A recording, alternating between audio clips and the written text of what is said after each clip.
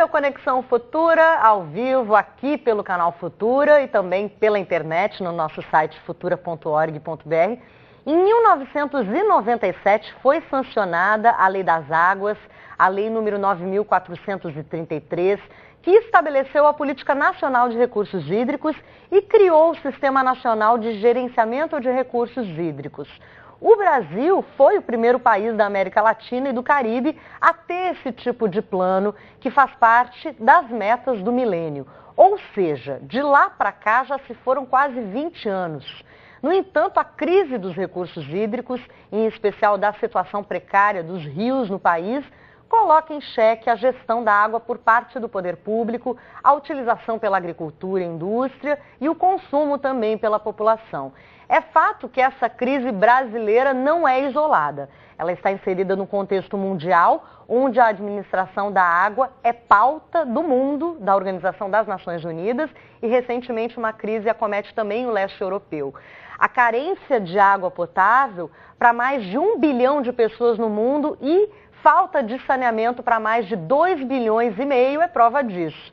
Para discutir essas questões da despoluição dos rios brasileiros, apontada aí como a grande saída para os problemas, inclusive ambientais no país, a gente recebe ao vivo aqui no estúdio o Júlio Wasserman, que é oceanógrafo da Universidade Federal Fluminense, professor também da UF, e Gabriela Viana, que é coordenadora de projeto no Guapiaçu Grande Vida. Você em casa, como sempre, no trabalho, onde você estiver, nosso convidado a interagir com a gente pelas nossas redes sociais, pode tirar suas dúvidas e fazer os seus comentários através das nossas redes no Facebook e também no @Canal Futura no Twitter, e também pode participar pelo nosso telefone da produção, que é o 0 operadora 21 2273 5020. Muito bem-vindos.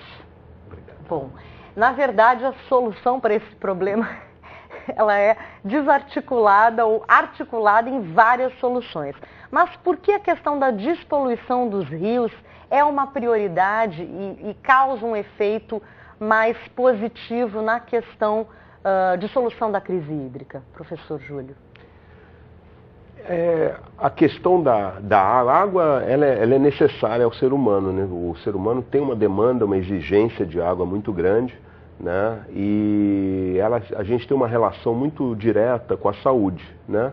Então, essa relação, os governos acabam tendo essa obrigatoriedade, na verdade, de fornecer essa água com alta qualidade, capaz de garantir essa qualidade de vida às populações, né?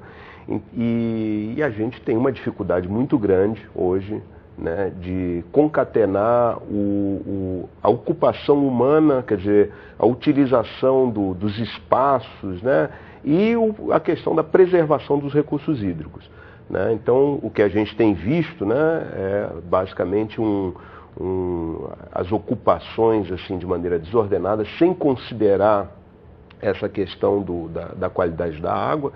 E isso daí tem levado aí uma degradação, né? E o problema maior que a gente observa é que de todos os estudos que a gente tem feito, tem realizado, que o ser humano tem realizado sobre essa questão da água, é que a gente tem esse decréscimo, a gente não sabe exatamente qual tipo de ação, né? Quais são as ações mais eficientes para a melhoria da qualidade da água.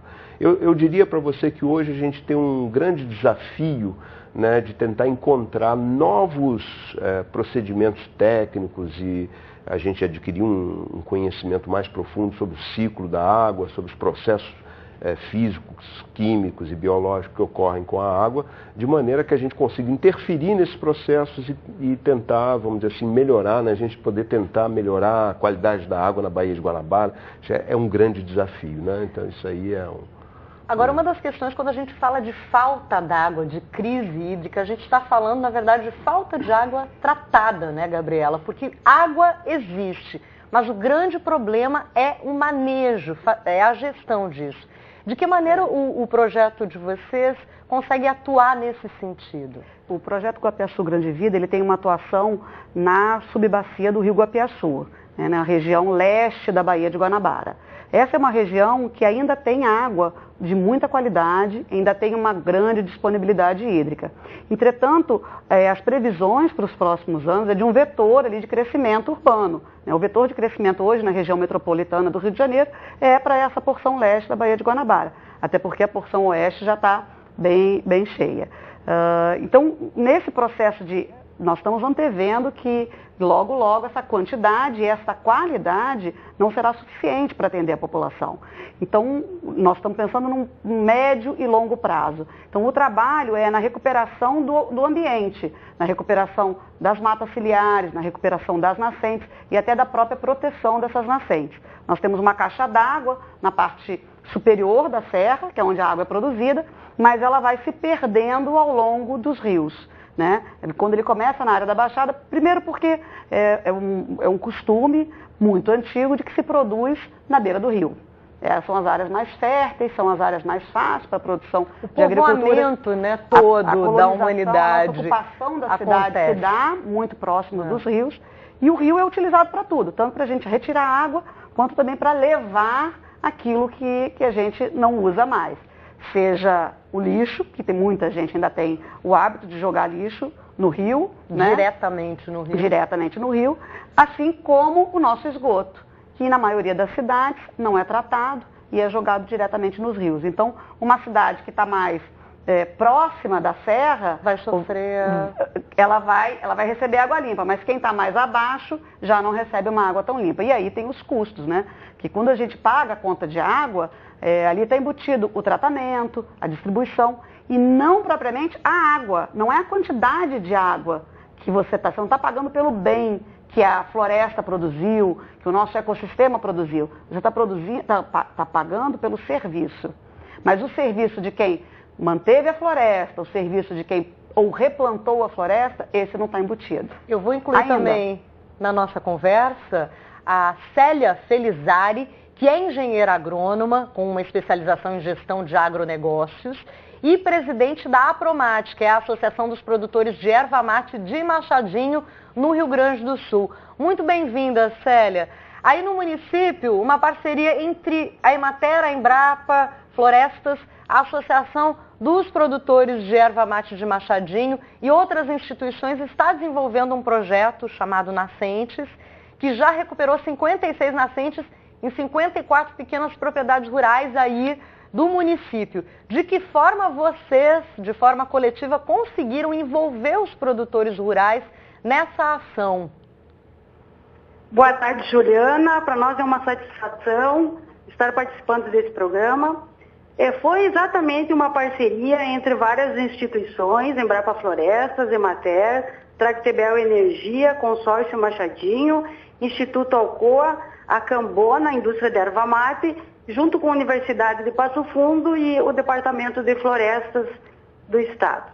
Bom, inicialmente houve uma resistência por parte dos produtores em entrar nesse programa, que é um projeto de conservação da água, né?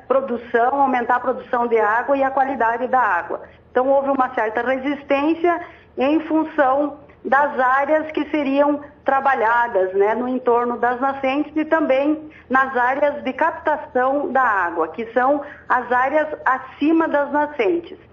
Então a gente teve uma dificuldade inicial, mas que com a conscientização dos nossos produtores, nós tivemos um acordo com eles em trabalhar também uma questão de geração de renda, a qual seja o consórcio da erva mate com espécies florestais nativas da nossa região, né?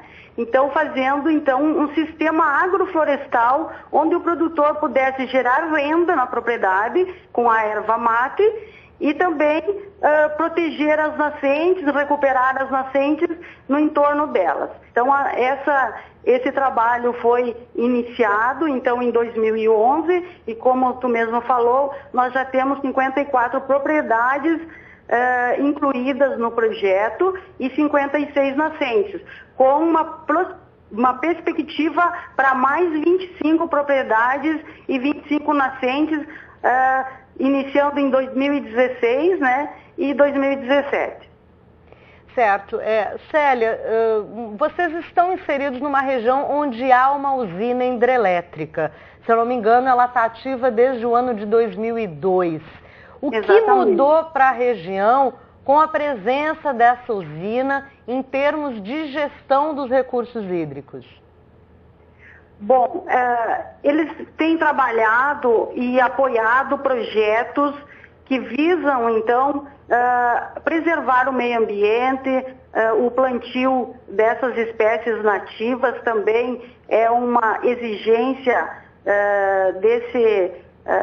da compensação, né, que houve, e também essa geração de renda para os produtores, uma forma de compensar, então, todo esse o dano ambiental que causou com o efeito, né, da usina. Mas está sendo compensado em virtude de que os nossos produtores estão bem adaptados e também têm trabalhado com alta tecnologia, com a pesquisa trabalhando junto, né, a Emater, então a Embrapa, a Emater e todas essas instituições que vieram trabalhar junto com o nosso projeto, também aumentando a produção e a qualidade da água também para a geração de energia.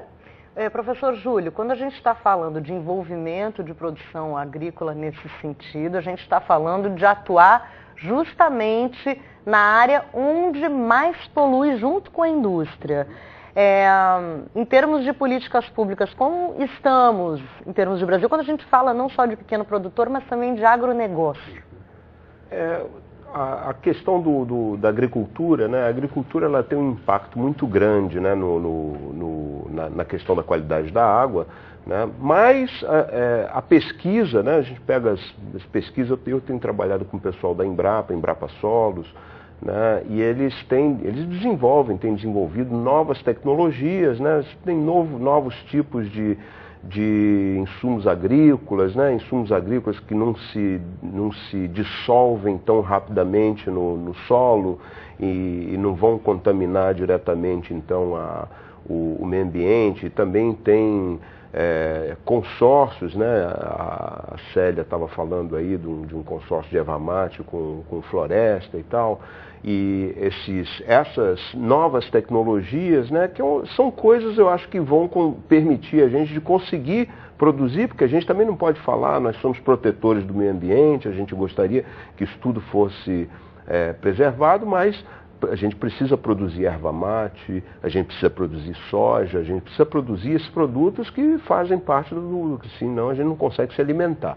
Então, não adianta a gente também dizer, não sou contrário ao desenvolvimento, né? A gente tem que tentar conseguir garantir um desenvolvimento que ao mesmo tempo preserve aí esses recursos hídricos, e isso daí é feito, o caminho para se fazer isso é tecnologia, é desenvolver, entender os processos, como que a água está caindo no solo, como que ela desmancha aquele torrão do solo, de que maneira que ela vai percolar, de que maneira ela percola para a água subterrânea, para o lençol freático, de que maneira ela se desloca então para os... Então, quando a gente entende bem esses processos, a gente consegue atuar, né?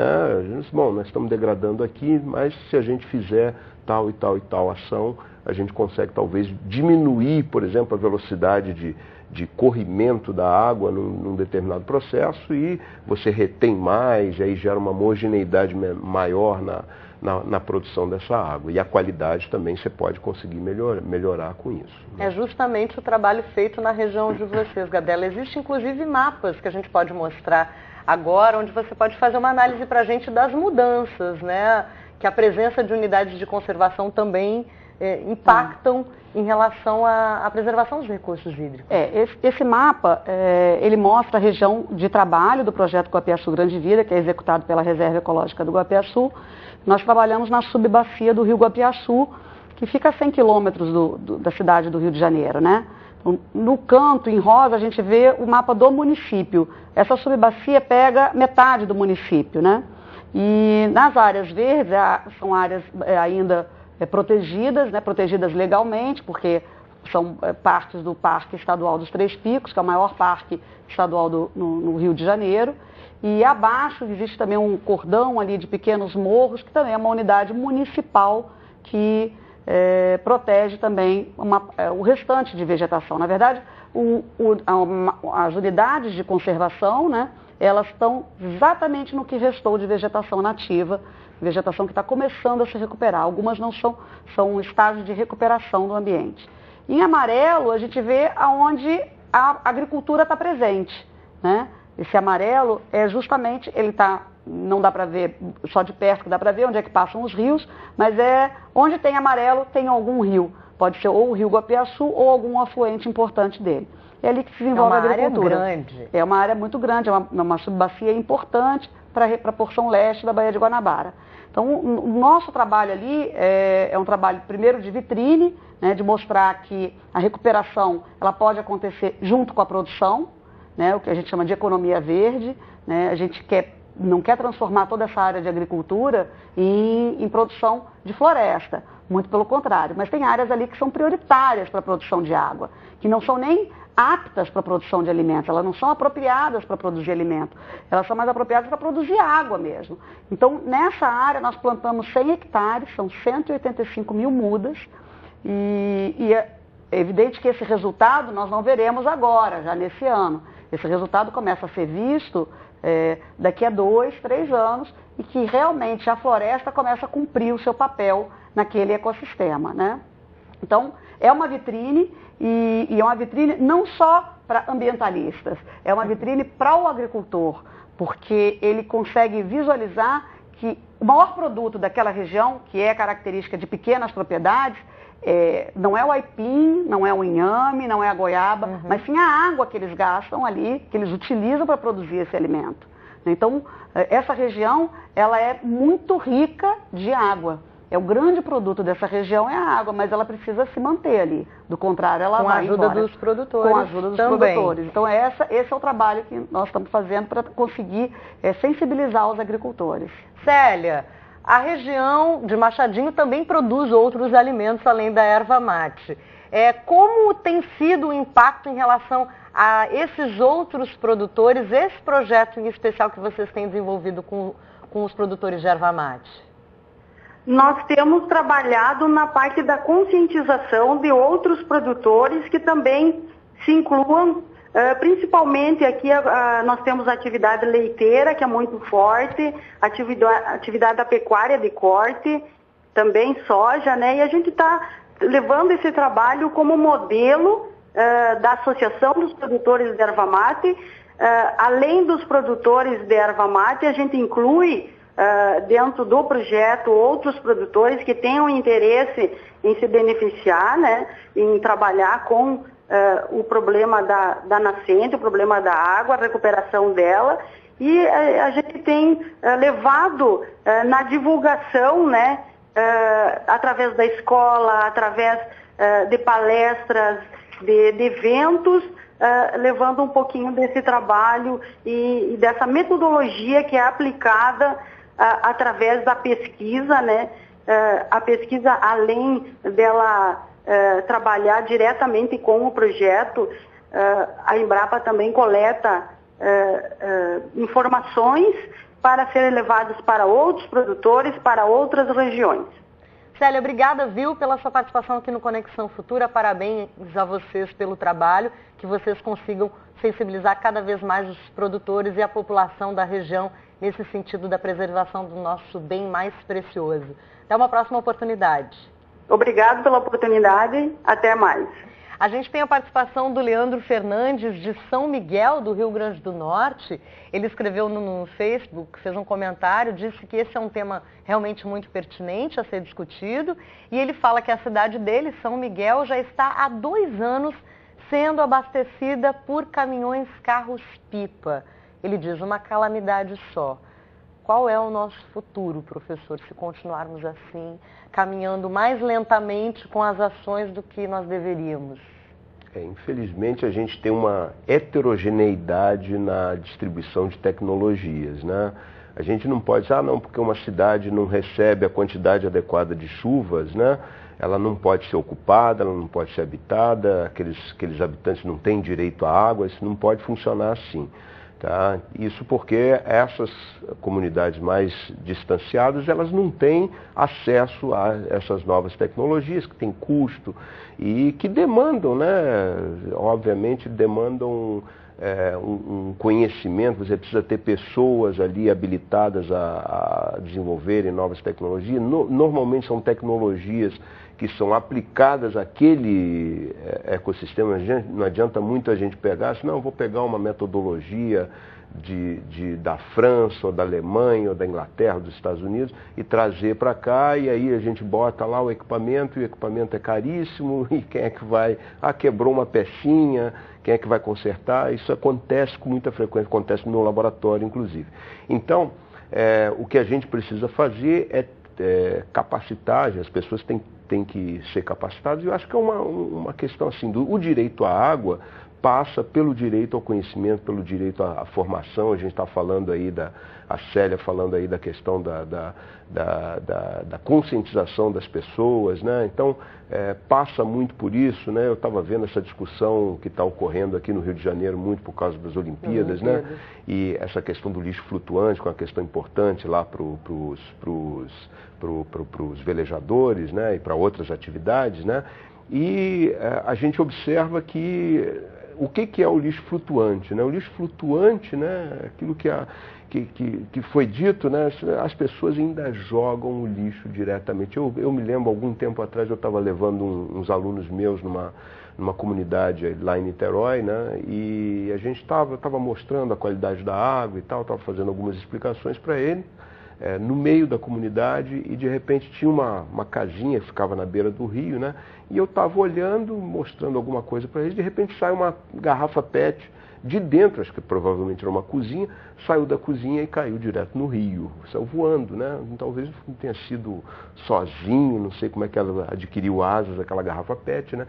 Saiu da cozinha e foi direto para o rio. Quer dizer, as pessoas jogam de maneira irresponsável, acham que aquele ambiente... E essa mesma garrafa PET, né, que vai entupir os bueiros depois e vai inundar a própria casa dela. E gerar problemas, né? Exatamente. E doenças. Então, a gente precisa passar por isso. A gente precisa passar por um processo de conscientização. De transformação. Isso. Vamos dizer assim, de democratização desse conhecimento, né? Porque o conhecimento permite, por exemplo, numa comunidade como a do nosso amigo, modificar esse seja o grande desafio, né? Isso, Gabriel, para a política pública, até nós temos uma política pública de recursos hídricos bastante favorável a essa gestão, uma gestão democrática, participativa, que traz inclusive o usuário, a sociedade civil para dentro das decisões via os comitês de bacias, inclusive com previsão de recurso para investir naquela região do Plano Nacional de Recursos Hídricos. Isso mesmo. Então nós temos os comitês, temos as agências, mas o grande desafio é fazer que cada um que se utiliza desse serviço, que abre a sua torneira, seja em qual bairro for, seja em qual cidade, zona urbana, zona rural, ele tem que ter a consciência de que ao abrir a torneira, alguém está produzindo. E ao jogar a garrafa PET, o fogão, o sofá dentro do rio, alguém vai ter que pagar para retirar isso. E é uma ação contra todos nós, né? Esse é o grande desafio. Obrigada, gente. Foi um prazer conversar com vocês hoje. Espero poder conversar novamente sobre esse tema com outras perspectivas em breve. Muito obrigada. Nós é que agradecemos.